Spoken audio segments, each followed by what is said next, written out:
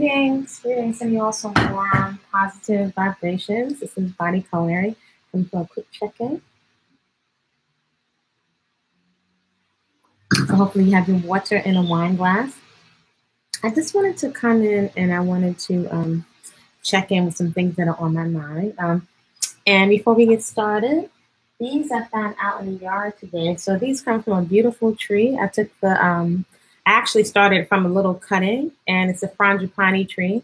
If anyone has lived in the Caribbean, and you have folks in the Caribbean, you'll know this tree. It's really beautiful. And there are times of the year where it looks like it's totally dead, and then it just resurrects itself, and it produces these really, really beautiful flowers. So it's one of the reasons why I really love the garden, because I said there's so many lessons. So when I was out there doing compost this morning, I call the garden is nature's church. So all of these were outside have fallen off, and all of these caught my attention, even this one. And it just really had me thinking about some of the things I'm seeing in today's cut and paste kind of environment on social media. So that's what I just wanted to just touch on.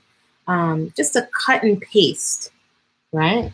So for those of you new to the channel, welcome. I'm Body Culinary, professional chef, personal trainer, mom, love of all things natural. I share on this channel my journey of radical self-acceptance, encouragement, and motivation to start a garden, whatever kind of space you're in, big or small, whether that's a room, an apartment, a house. Motivation to start a personal movement practice, whether you have stopped or you need to reactivate it, or to even if you have to address likely injuries or stress, even if you have a small space, right? Something I call the tiny space workout. So motivation to start a personal movement practice, and also peaceful consumption. So whatever labels you want to call it, that's not the most important thing. But I invite you to consider eating peacefully, peaceful to your womb or your reproductive organs, peaceful to your heart, which that organ, to your kidney, your liver, your spine, to your arteries, to your mood, right? And so then something to consider is that we are all, quote unquote, beautiful in our most healthy, relaxed state. So eating for longevity, vitality, health, and all of that equates to beauty. At least that's how I process it in my mind. So those are the kind of things I share on this channel. So if you're interested in that kind of content, feel free to subscribe, like it up in the algorithm, so other people looking for this kind of content that may be dealing with acne or trying to figure out, those folks that feel like, oh, my hair is ugly or it's busted. Over here, we're celebrating radical self-acceptance. I am a person that's had a lot of acne and scarring.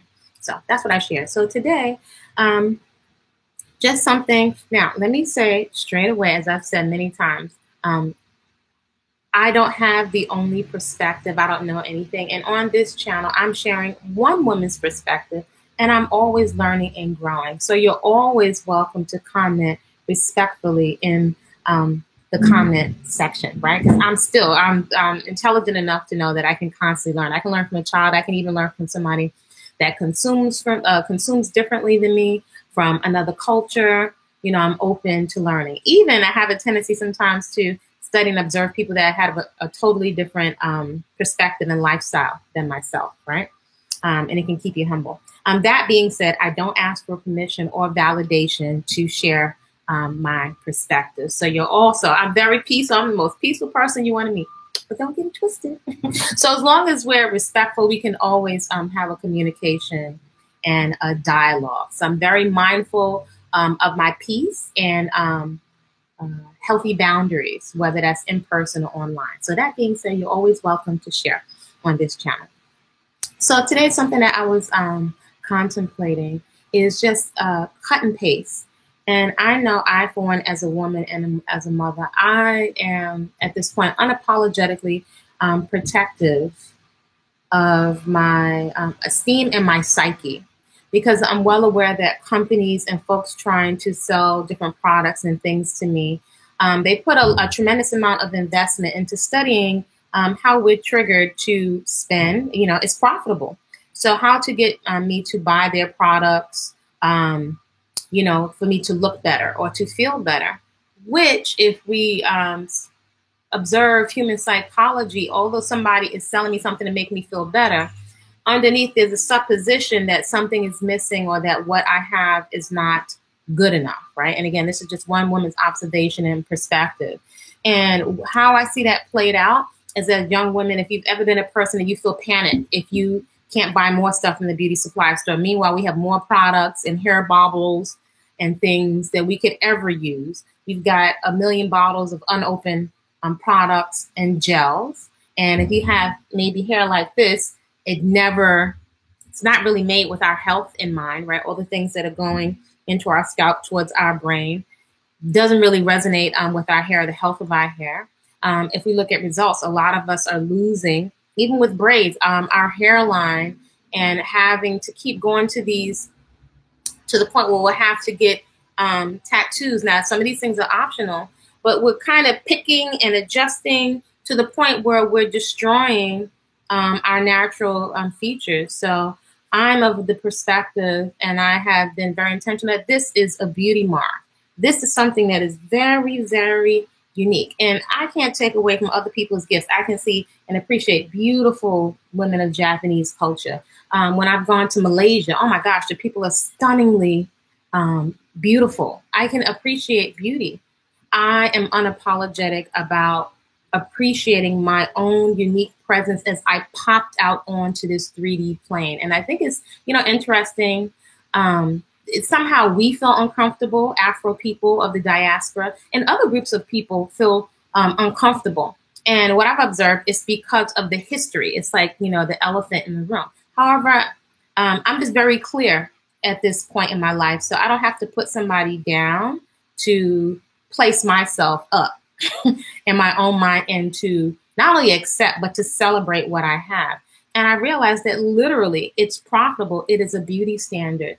So as I was doing some research this morning, I was looking at a round table, something my son had recommended to me. I can't even think of the name of the platform, but it was actually quite a really good round table discussion of the whitewashing of Afro features. And as we can see with some of the popular social media, I don't know if she's an entertainer, like the Kardashians. I don't follow them closely, but they're popular public figures. And so I won't go too long into it, but somebody just articulated so well, and give thanks for reading and writing and articulation, right? So we could slow down because we're very spirited and excited people, and some things can get lost in the translation. I know I can become very excited and passionate. And sometimes when you're really passionate, you can lose part of what you want to communicate. So in any event, this woman, she was a doctor, all different types of people on the panel. I'll have to find out what that panel was, the name of it. And she gave such a description of how, and this many of us know as Afro people, one time we were ridiculed, shamed, joked, so much we have gone through about a big butt. And she pointed out when we were growing up, somebody called you a big butt. Those were fighting words. It was considered an insult. And so now it's profitable. Everybody's going for, I think they're calling it a BBL, Brazilian butt lift. And the first time I heard it, I thought it was unbelievable years ago. That sounded absolutely crazy that an Afro woman would inject something into her butt. Now we know as a people we're very, very diverse, and there's some folks that their shape is not as round. I can also tell you, working in the fitness industry, that I've seen people who genetically their body is not as curvy like some of my Asian clients. I've seen Asian women, you could almost say, construct a glute or a butt or maximize the development of a glute by doing exercises without any kind of augmentation or any kind of surgery or any kind of implant of any kind of artificial substances. So when I first heard about these surgeries, I couldn't even believe it. It sounded absolutely crazy. So I think it's astounding where we are today. And I, for one, I like to look at the money trail, and I look at the money trail of how our insecurities make people a lot of money. And I also know that in our 20s, or when you're even in a vulnerable situation, you're grasping, right? I like to slow down and ask questions, right? Ask questions of the anxiety, even like you ask questions of of your cravings, of where is it coming from, because there are a lot of emotions and things attached to it. There are a lot of insecurities, and I would even say trauma attached to it, right? And I question who wrote the narrative on, what is acceptable. And I find that sometimes we just don't question it. You're not even really thinking of this, if we're really honest, in your 20s, where whether we want to admit it or not, in your 20s, we're following popular culture. We're following popular celebrities and singers and icons. And whether we want to accept it or not, even as functioning human beings, many of us with degrees, we are affected. Our decision making is affected. How we feel is affected by the messages and the narratives that are presented on TV, television programming, which now comes through the computer. So this woman was describing not only the fetishizing, but fetishizing of all of the Afro features in the absence of the skin color, right? It's now seen as some of the beautiful prototype, right? It's taking, a small waist with very voluptuous bottom. Anyone, shout out to Sarah Bartman, who was put on display like a zoo animal. The Hottentot of Sarah Bartman, you can look her up. But today, it's very profitable. We're actually paying, people are actually paying, that ridiculed us, and we weren't really even seen in social media. Well, there wasn't social media on TV before. And so it's just really interesting, as someone was articulating, because I don't think in your 20s, we're not thinking long-term in our 20s. You don't even think of your consumption patterns or the things you're intaking and the things that we're doing to ourselves, sometimes permanently, how they will affect us and our psyche in the long term. You're not thinking long term. You're in an invincible mode in your 20s. And I think we don't give consideration to how we're carrying ourselves, the decisions we're making, and what we're modeling, the messages that it will give to our offspring. Mm-hmm. Should we decide to have children, or even, we're community parents and aunties in the neighborhood. So the way we walk and we carry ourselves, it's the young people and children are forming a whole dialogue with each other. If we think of how, when I was coming to, how children would tease each other, call you baldy bean or peasy head, a lot of children are very traumatized, going to very traumatized human beings. So just some things I was considering. Number one, I have chosen to be very, very intentional around, I don't know if I want to say establishing or acknowledging the uniqueness of this beauty mark, right? You can find afros and locks. Now it's trending. It's been trending for a while where people have fake ones. So, you got the real thing. Again, just like follow the money trail. So I've chosen to embrace this as a beauty mark. And I invite us to consider whether that's expressed. And we do have options. I'm at the hair police or the food police. But I invite us to consider, right? Sometimes we don't put the value on our psyche.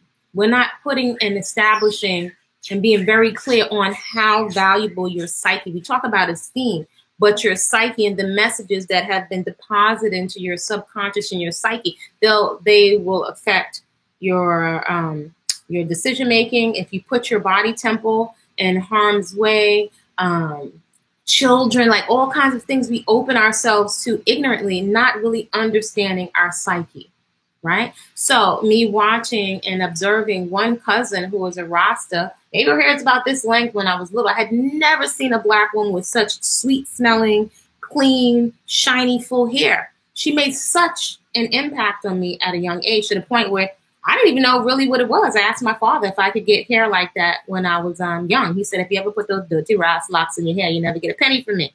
But there was something I could see. I didn't have a vast vocabulary, but I could see something, because I was like, she's not dirty. I had never seen that. It wasn't even a perm or anything. So I was affected also by looking at pictures of my aunties with beehives, like with the Afro beehive when they're in high school. Representation matters, not from outside, but also from us. So just some distinctions, some things just to contemplate. The uniqueness of a beauty mark, whether that's a mole or a skin tag, and definitely this unique feature of our Afro. Something else to consider is, and this was brought up in the conversation, filters. Greetings. Who created the filters, right? So now if we look on all social media, most social media has filters. Some of them have little noses and button ears, which we find comical. But again, we don't consider the studies. I would love to know what the studies are before they put this stuff out. That's one of the most popular features today, are the filters. So there are filters, there are apps like Facetune. So who do you think is sitting inside the boardrooms or in these focus groups coming up with the rubric or what the standard is and how they're going to sell and to roll out these filters, right? And with these filters, if we look at many Afro women, and fortunately we have so many options, but if you look at a lot of the augmentation and the altering and the sculpting and the cutting and the implantation of silicone and plastics into our faces, it's pretty much one look. And so here's what I thought this morning. Can you imagine people having an augmentation to put a big, wide Patti LaBelle nose? My family, we have, my nose is kind of small. The folks in my family, we have Africoid noses, looking like an Olmec head. Those are the nose. Can you imagine folks going for augmentation to get dark chocolate brown plantain kind of, skin and an Africoid nose? Can you imagine a filter? And would the filter be a joke? Can you imagine, someone paying for an operation? Who would come up with this stuff to peel back your scalp and permanently install this kind of cotton, only to have to go through the detangling process, and all of this other stuff? So I was thinking, who creates the filters? And a lot of times I think we just don't investigate the business model. The other thing I was thinking, I'm not going to stay on long, because it's a thing, you can let me know what you think respectfully there. The sustainability of a lot of the augmentation, right? In your 20s, again, we think we're invincible. Are we thinking of having the conversations around the sustainability of the alterations, right? So in your late teens and your 20s, you're attracted to whoever the other human beings that you're attracted to. So we're looking to doll ourselves up. We're looking to peacock, right? And to express ourselves, to be, attractive, hopefully to pull some intimate relations, from some other human beings. But the augmentations and the alterations and the sculpting and the scalping and the cutting and the implantation of plastics and chemicals, are we thinking about the sustainability?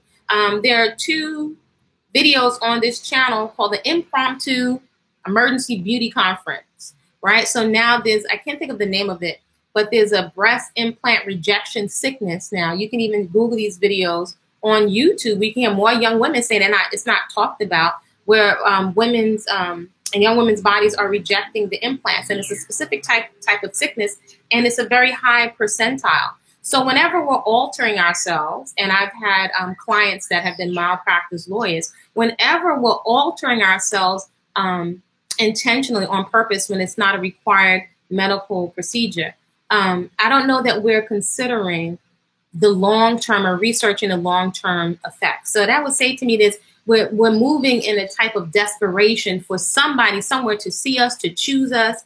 And I don't think we're really looking long-term at the model. Just, again, I don't know everything, but just an observation. So I don't know if we are considering I call it how can I describe energy zapping of social media, your mental, emotional energy, right? I feel like we're drained. If you look at us, a lot of us are drained, I would say. It's one woman's perspective. I think very tired, right? Run around the beauty supply stores and you can't get the hair to behave like this. If you've ever been a person that permed your hair twice in a row, or permed it and dyed it, and I'm totally for expression. Maybe if it wasn't harmful, maybe I would play with purple or something, but I'm not looking to damage myself. And my first priority is my health and not putting myself in harm's way. So a lot of times I'm not thinking of tumors and cysts and the connection to the caustic chemicals that they tell you do not put on your scalp if you have a baby. So sometimes the cognitive dissonance as a species, and in particular for profit with Afro women, we're literally placing ourselves in harm's way, but it's a very dull, it's not any sense of urgency around these very caustic chemicals. I remember getting scalp burns that can really damage and alter us, even affect our fetuses. So sometimes it just seems that there's an absence, and it seems to carry across the board as a culture. But I think with women, there's an absence of logic, and I've been it. It's not even logical. So again, this speaks to us watching. When I saw I wasn't even thinking about certain chemicals until I saw my cousins with it, right? Or until I came into a school setting, right? And initially, my mother had me go to school with an afro, and I was upset because of the climate. Children are mimicking the adults, right? So there seems to be an absence of logic. There seems, and I don't want to demonize these things. I just invite us just to consider, right? Because it's easy for us to be triggered in today's climate, to be triggered and be highly defensive. All people, especially as Afro women, I think, honestly. So I'm not the end all be all, but I don't know if, and I've discussed this on this channel, you in your personal life, do you have anybody in your circles, in your circle of influence, who you have permission to tell you their objective of what that they see, and it comes from a place of care? Somebody pointed something out yesterday. There's a subscriber on the channel that pointed something about the nopales, and she called it ratchet. And so my reference to ratchet in recent years is a kind of, a behavior, quote unquote, ghetto behavior. And she pointed out that that's what they call it in her country. And so she noted it here. She pointed out here, and I was just, in my passionate expression. And, the beautiful thing is she actually cared enough to point it out, because I know her offline. And she gave me a little history in a video on it. And I was like, wow, thank you so much. And actually, this person, shout out to Silicon. She's such a humble spirit, and I find her so refreshing. She's so refreshing in a climate where everybody is triggered. You can't say anything about anything about, you can't have a difference of opinion. If you have somebody that has the courage to point something out, or their different perspective or different experience, it actually is enriching to me. People that express differently or just have another religion, or, I just thought it was so refreshing that she wasn't triggered. And I really value people. And I also get how easily Afro women are triggered. It makes sense. But I just thought she was so refreshing. It's not the first time that somebody so quote unquote unassuming could educate me on something. So I am a person that really, really appreciates that. So I find, though, at the same time, if I look at women, I'm going to jump off in a second because I have a client, that, and you can let me know respectfully in the comments, in this whole, so much gender wars going on, and it's easy for us to point out some of the obvious irresponsibility of a lot of the men folks in our community. I don't know if it ever occurs to us that we can be quite delusional, right? And this is not from a point of demonizing, just something to consider in our choices of who we're choosing to parent with, right? So in love with what they look like. This could be across the board. However you identify, we're choosing people based on their look. And part of it's in our wiring, and, if they look healthy or six-pack, or their presentation or their voice, without a thorough vetting process. And it actually has a ripple effect that lasts 25, 30 years, to the point where we have a bunch of people on the planet where, if we really think about it, based on demonstration, the fathers didn't really want to be fathers, or we're choosing people that are not committed based on demonstration that they want to be parents. So what is the role that we play? I think it's on a practical sense, it's delusional, right? And where are we having these conversations if we don't have mature discussion? Most of our discussions end up praying over it.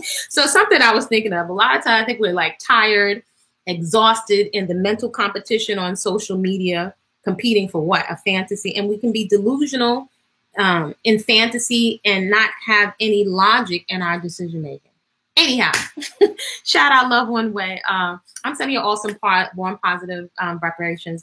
Let me know what you think. I'm going to run off here. I have some folks to train. Y'all create a great day on purpose. And the thing I wanted to say is, I think this is such a spiritual tool. Just the experience of embracing what you have. I say, even if you want to cut it, have the experience, let it grow down to the floor. See what it can do. It is a beauty mark. It is a beauty mark.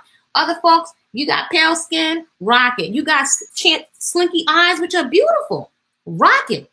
This is a beauty mark. Create a great day.